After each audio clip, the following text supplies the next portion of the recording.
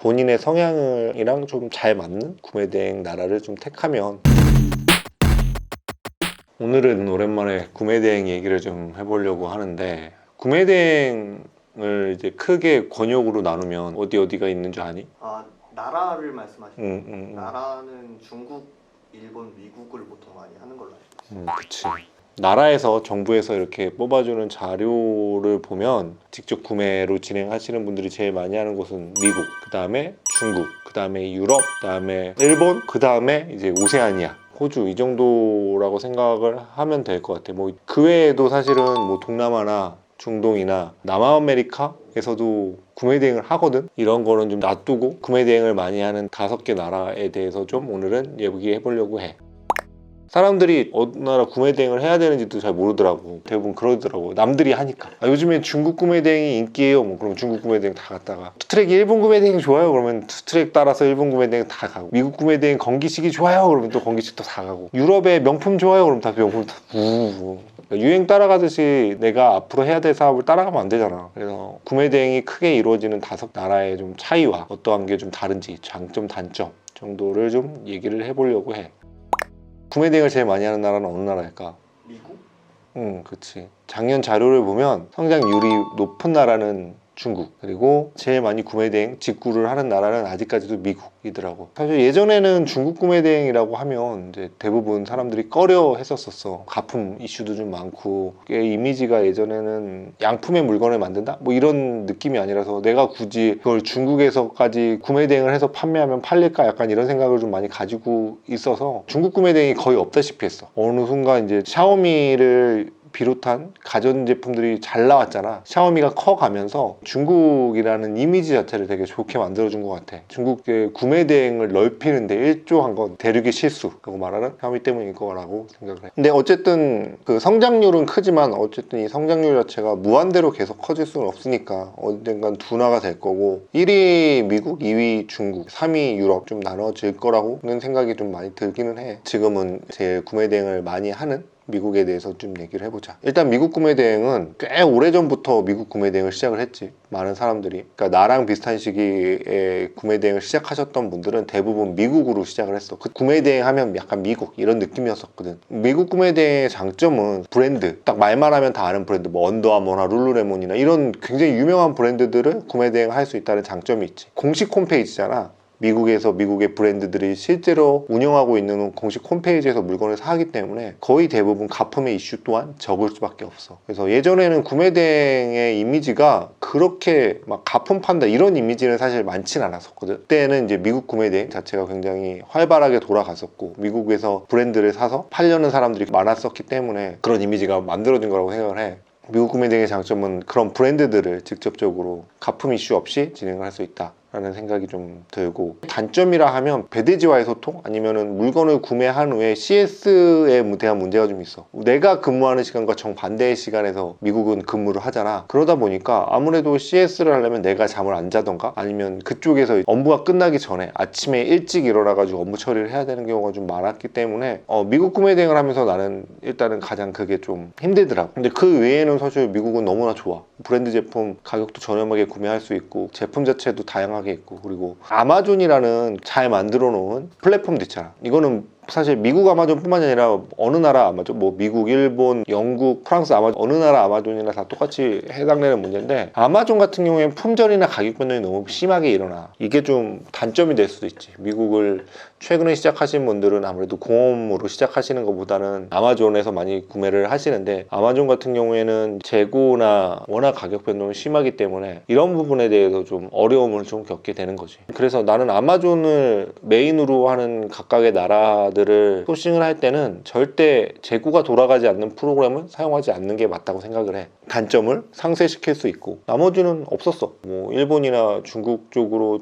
처음에 입문을 하시는데, 나는 개인적으로 처음 입문하기는 미국이 가장 무난하다고 생각을 해. 자, 그 다음에 두 번째로 얘기해 볼 거는 이제 중국인데, 중국은 대부분의 거래가 타오바오에서 일어나. 대부분 중국인들조차도 타오바오에서 물건을 구매를 하니까 중국 구매 대행을 하게 되면 타오바오를 무조건 이용할 수밖에 없지. 타오바오를 이용해서 하기 때문에 의외로 사람들이 잘 모르는데 한국 셀러들끼리 경쟁을 해야 될 수밖에 없어. 왜냐면 한 사이트에서 똑같이 가져오는 거기 때문에. 사실 중국에도 타오바오 말고도 뭐 예를 들면 진동닷컴도 있고 VVIC도 있고 좀 작은 마켓들이 좀 있지만 중국 내에서 이커머스 자체를 거의 타오바오가 독점적인 역할을 하기 때문에 타오바오를 벗어나서 소싱하기가 좀 힘들어. 그게 좀 단점인 것 같고, 장점은 가격이 저렴해. 타오바오 내에서도 같은 물건이 좀 여러 개 있다 보니까 내가 거기서 약간 저렴한 물건을 소싱해 오면 충분히 마진을 많이 남길 수 있는 구조로 만들 수 있지. 나는 중국의 가장 큰 메리트는 그거라고 생각해. 그리고 객단가 자체가 낮다 보니까 사람들이 구매를 했을 때 좀 쉽게 다가갈 수 있다, 이런 게 조금 장점이라고 생각을 해.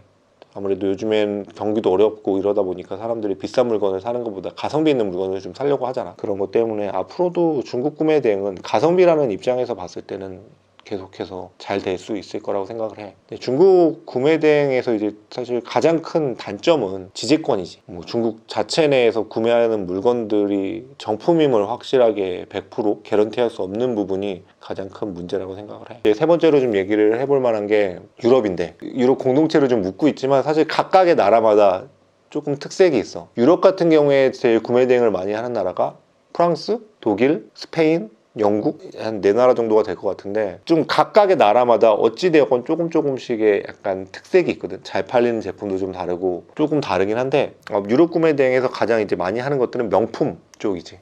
아무래도 뭐 프랑스도 있고 이탈리아도 있고, 그러니까 그쪽 나라에서만 살 수 있는 명품들 있잖아. 우리가 아는 되게 하이레벨 명품들, 좀 저렴하게 그쪽 아울렛에서 공수해오는 방향으로 많이 진행을 하지. 명품 구매 대행의 가장 큰 특징은 핸들링을 하는 일손이 좀 줄지. 중국 같은 경우에는 10,000원짜리 100개 팔아서 100만 원을 만드는 구조라면, 미국은 10만 원짜리 10개를 팔아서 100만 원을 만드는 구조, 유럽 같은 경우에는 100만 원짜리 하나 팔아가지고 매출을 만드는 구조기 때문에 약간 손이 좀 덜 간다, 그런 장점이 있는 것 같아. 단점 또한 이제 100% 확실하지. 물건값이 비싸니까 거기에 대한 부담이 오는 거지. 구매가 잘 안 일어날 수도 있고, 아니면 반품이 한번 일어났을 때 좀 크게 문제가 될 수도 있고, 명품 같은 경우에는 이런저런 이슈가 있을 수밖에 없잖아. 정품이냐부터 시작을 해가지고 약간 까다롭게 눈을 볼 수밖에 없어. 중국 구매 대행은 뭐 10,000원짜리 사는데 누가 그렇게 까다롭게 보겠어. 100만 원짜리 200만 원짜리 산다 그러면 온 물건 자체도 좀 까다롭게 볼 수밖에 없잖아. 심지어는 구찌면 구찌, 아니면 뭐 루이비통이면 루이비통 그 쇼핑백에 넣어서 보내달라 이러시는 고객들도 굉장히 많거든.